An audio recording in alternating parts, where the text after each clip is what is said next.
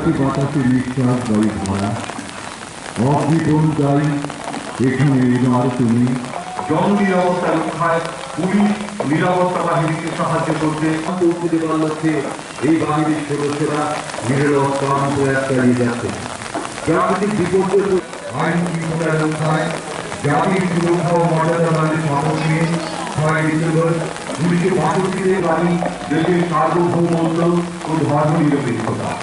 ভারতে নিখিল ভারত গৃহরক্ষী বাহিনী, যে বাহিনীর মূলমন্ত্র নিষ্কাম সেবা, নিরলস পরিশ্রমে disaster management and their patriotic service to the nation and have served with great valor and fortitude in various parts. All India Defence, Civil Defence and Homeland Day being celebrated whether natural or man-made. Earlier, there was only fear had a special significance as they have done in the past.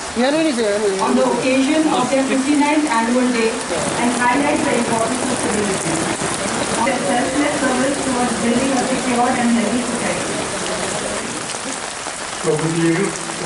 And categorization of the district in respect of the whole state from দুর্গম এলাকায় নিরাপত্তা সহায়তা দান এবং রাজ্যের থানা থানায় কর্তব্য পালন করে চলেছে।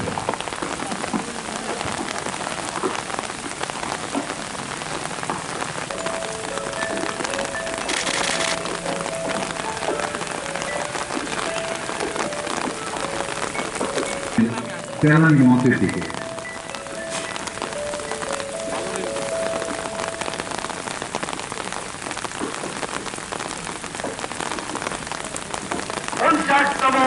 गृहरक्षी बाहिनी और असामरिक प्रतिरक्षा बाहिनी दिवस परेड पर नए ऑफिसर प्रोत्साहन अन्न हाजिर है। परेड की अगली कार्रवाई शुरू करने के लिए आत्मप्रदान करें। Band dragon cadet police training academy band ড্রাগনের নেতৃত্বে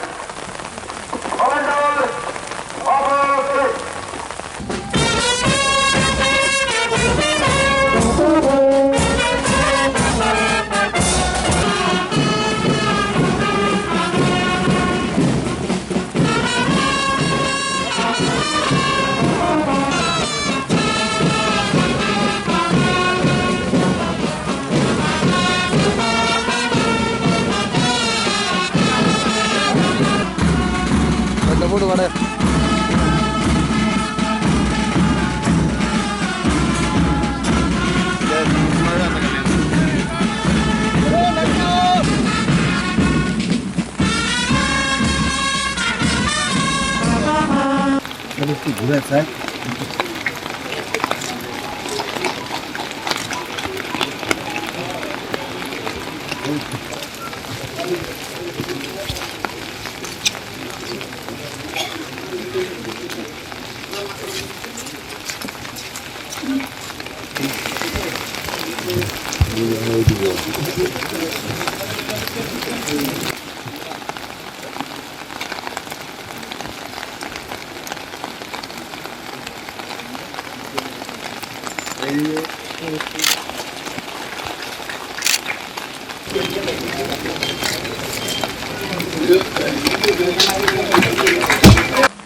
নেতৃত্বে হোমগার্ড নানটু চাকমা, হোমগার্ড 3 নম্বর প্লাটুনের নেতৃত্ব দিচ্ছেন home guard Shankar Singh, fire and emergency service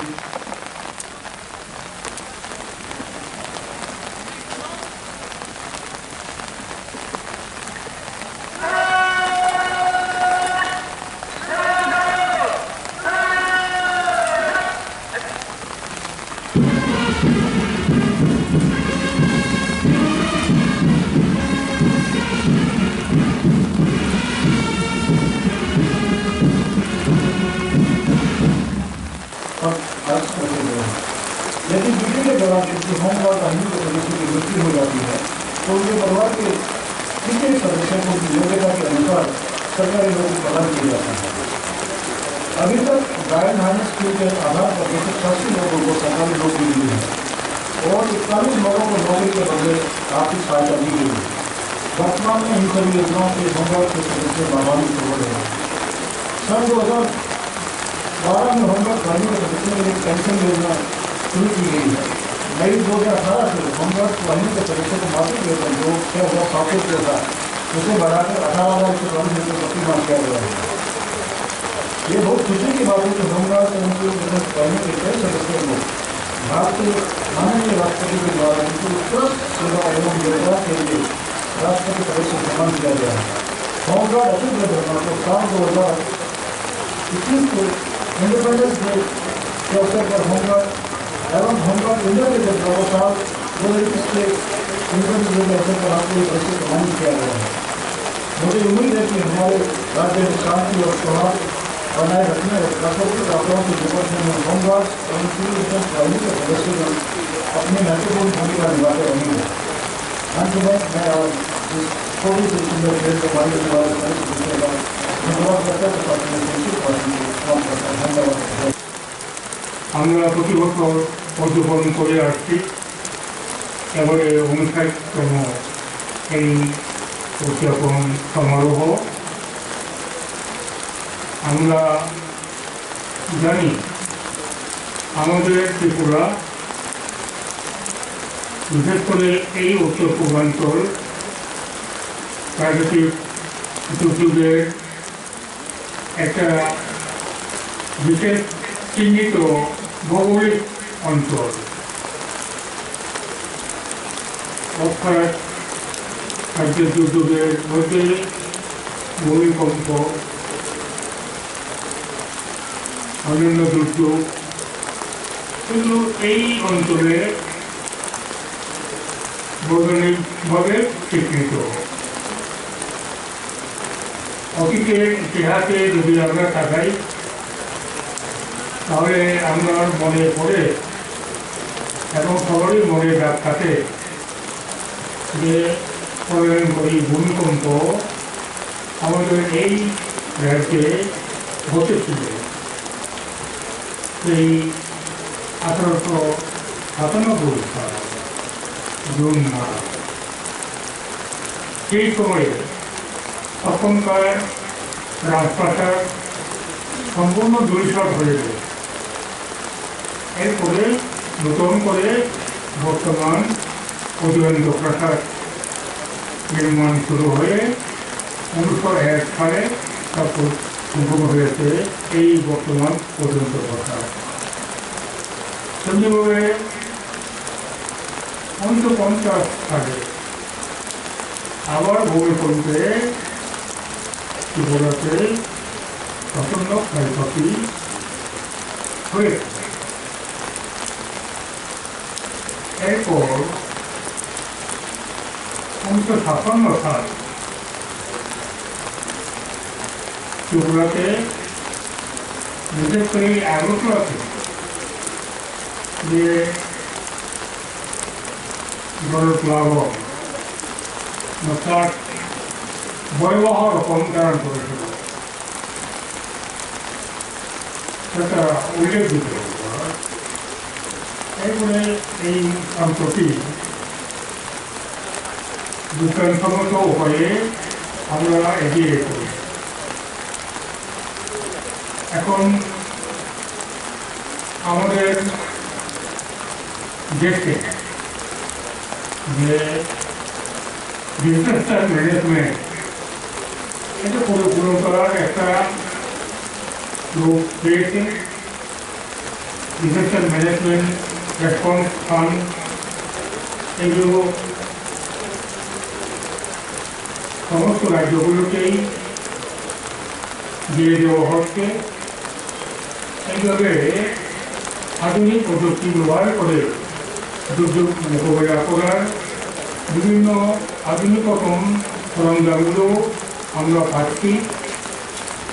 এই অবস্থার প্রেক্ষিতে আমরা ত্রিপুরাতে এই দুর্যোগ মোকাবিলার জন্য আরও বেশি করে আমাদের ইনফ্রাস্ট্রাকচার পরিকাঠামো আমরা দ্রুত গতিতে এটাকে পরিপূর্ণতা থেকে আরও পরিপূর্ণতা দিকে আমাদের করছি। আমরা এটা উল্লেখ করতেই পারি বিগত বছরগুলোতে আগে কয়েক দশকে আমাদের এখানে সিভিল ডিফেন্স বলতে মানে অসামরিক বাহিনী বা ডিপার্টমেন্ট বলতে আগরতলা কেন্দ্রিক ছিল।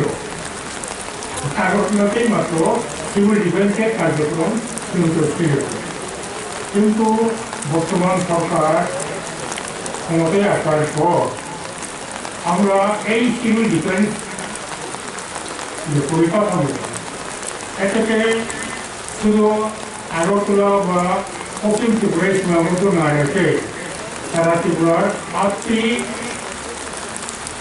জেলাতেই আমরা একটা কার্যক্রম শুরু করে দিয়েছি। এই বছরের 28শে জুলাই থেকে এখন প্রতিটি জেলাতে আমাদের সিভিল ডিফেন্সের ফুল ফ্লেজের ইউনিট রয়েছে।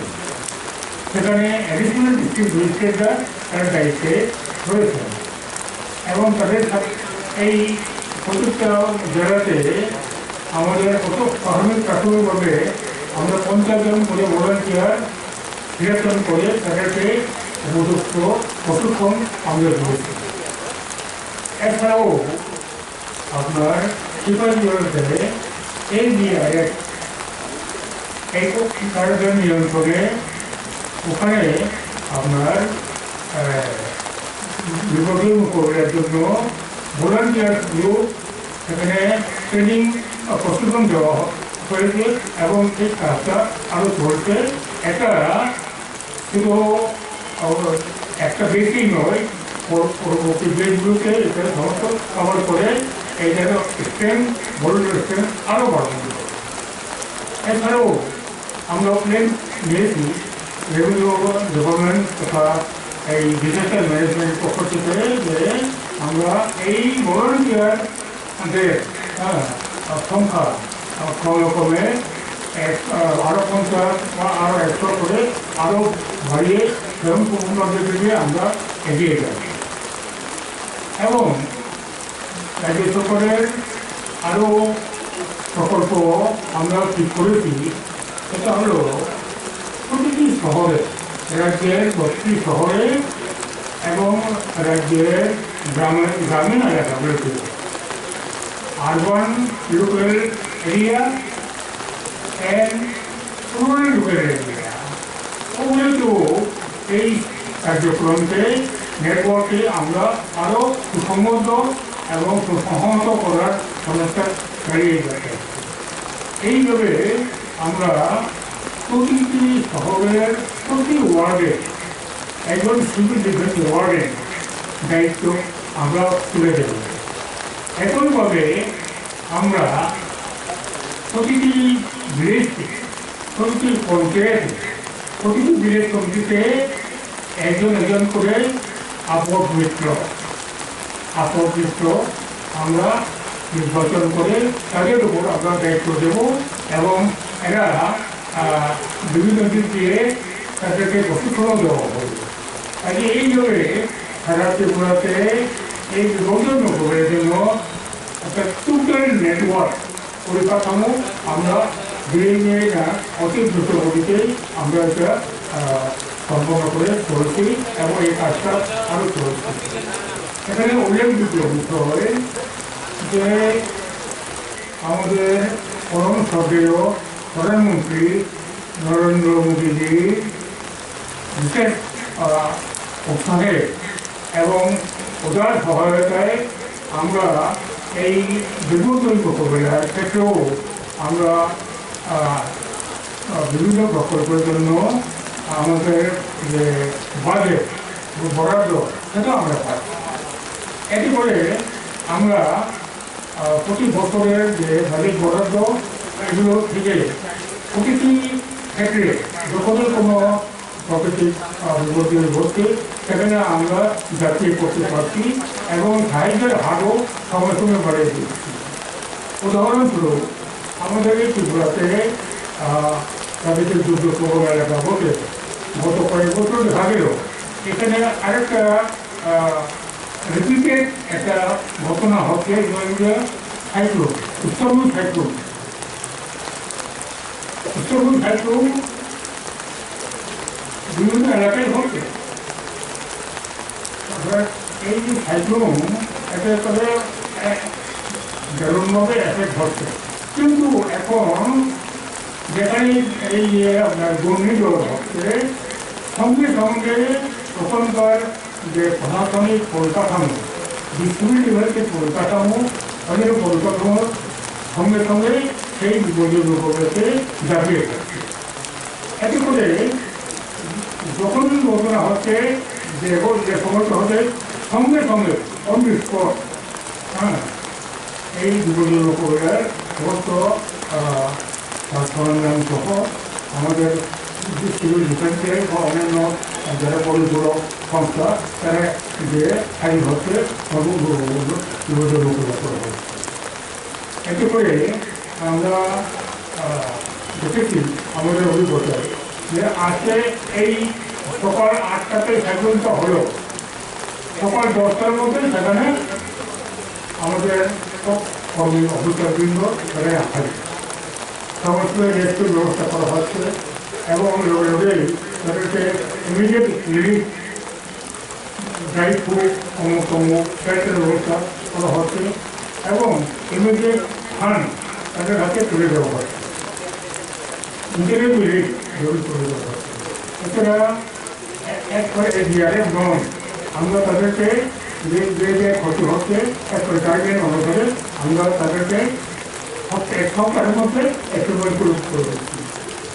আগের দিনগুলিতে আগের সরকার করার সময়ে একটা বিপর্যয় হয়ে গেল এবং সেই বিপর্যয়ের ক্ষতি পাওয়ার জন্য বছরের পর বছর ঘুরতে হয়েছিল, এটা এখন আইন।